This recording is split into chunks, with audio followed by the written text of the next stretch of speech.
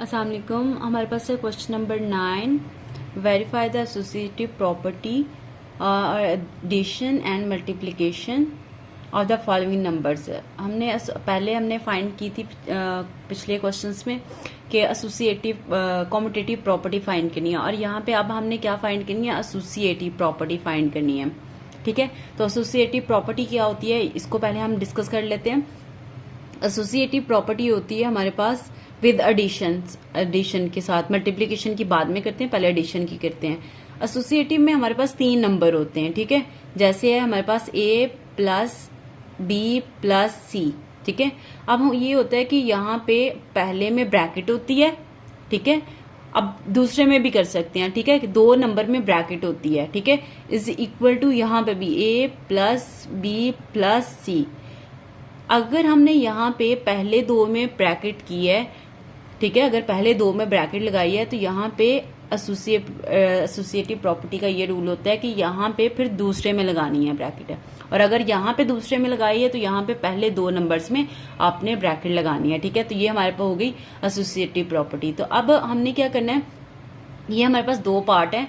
ठीक है, ए और बी, हमने इनके अकॉर्डिंग इसको पहले associative property with addition solve करना है, फिर मल्टीप्लिकेटिव इसको सॉल्व करना है। ठीक है, तो अब हम सबसे पहले ये है हमारे पास एडिशन। ठीक है, ये एडिशन की प्रॉपर्टी है,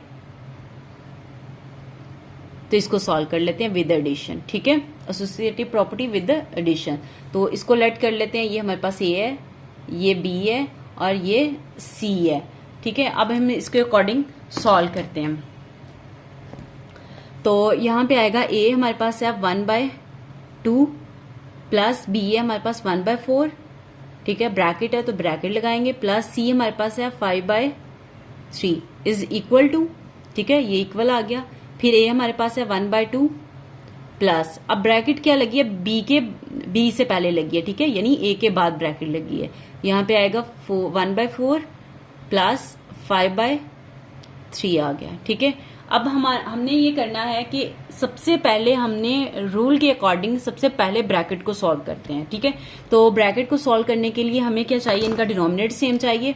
ठीक है, यहाँ पे 4 है, यहाँ पे हमें 4 बनाना है। ठीक है, तो ये 2 है, 2 2 जा 4 यानी 2 बन जाएगा, तो यहाँ पे ऊपर नीचे मैं 2 से मल्टीप्लाई कर दूंगी। ठीक है, अब मुझे क्या करना है, यहाँ पे मुझे 4 है या 3 है, यहाँ पे मैं 3 या 4 नहीं बना सकती हूँ।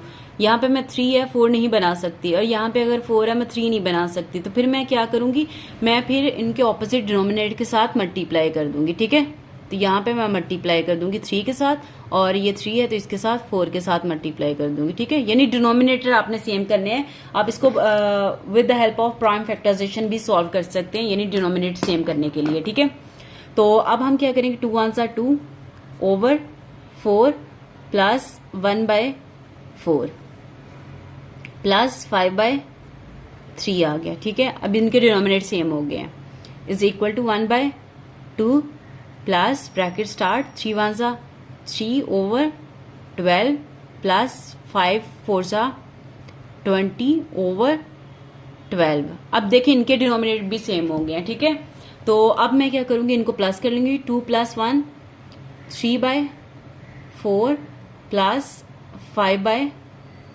ठीक है, ब्रैकेट खत्म होगी। जब मेरे पास 1 ब्रैकेट रह जाए 1 फ्रैक्शन रह जाएगी तो मेरे पास ब्रैकेट खत्म हो जाएगी। इज इक्वल टू 1/2 प्लस 3 + 20 23/12 आ गया। अब मुझे क्या करना है, मुझे अब इनका डिनोमिनेटर सेम करना है अगेन। ठीक है, अब मेरे पास 4 है, ये 3 है, तो ये सेम नहीं हो सकता। हमें ना कोई दूसरा नंबर लेना पड़ेगा, यानी प्राइम फैक्टराइजेशन से भी कर सकते हैं और ऑपोजिट डिनोमिनेटर से भी मल्टीप्लाई कर सकते हैं।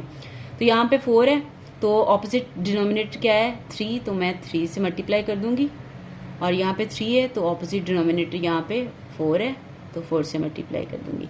अब ये 12 है, 2 को 12 बनाया जा सकता है, 2 6 जा 12। ठीक है, 2 को 6 से मल्टीप्लाई करूंगी तो 12 बन जाएगा। ठीक है, तो मैंने इसको साथ मल्टीप्लाई कर दिया। अब 3 3 जा 9 ओवर 12 प्लस, अब 4 5 जा 20 ओवर 12। अब इनके डिनोमिनेटर सेम हो गए हैं। इसी तरह आपने 6 1 जा 6 ओवर 12 प्लस 23/12 12, ये सेम है। अब इन दोनों को प्लस करेंगे तो मेरे पास आएगा 29/12 इज इक्वल टू, यहाँ पे भी 29/12 आ गया। अब यहाँ पे देखिए पहले पार्ट का associative property with addition full हो गई है, ठीक है।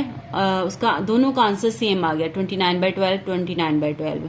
अब हम क्या करेंगे, हम मल्टीप्लिकेटिव प्रॉपर्टी यानी मल्टीप्लिकेशन की प्रॉपर्टी विद एडिशन सॉल्व करेंगे। यहाँ पे लिख लेते हैं मल्टीप्लिकेटिव,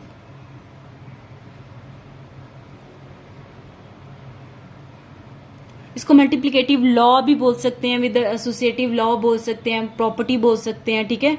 यहाँ पे मल्टीप्लिकेटिव है तो वो हमारे पास आएगा। वहां पे भी एसोसिएटिव का मतलब ही होता है 3 नंबर्स को लेना, कॉम्यूटेटिव में 2 नंबर्स लेते हैं और एसोसिएटिव में 3 लेंगे। तो यहाँ पे हमने प्लस किया था और अब हमने क्या करना है, प्लस की जगह पे मल्टीप्लाई कर देना है। A multiply by B multiply by C.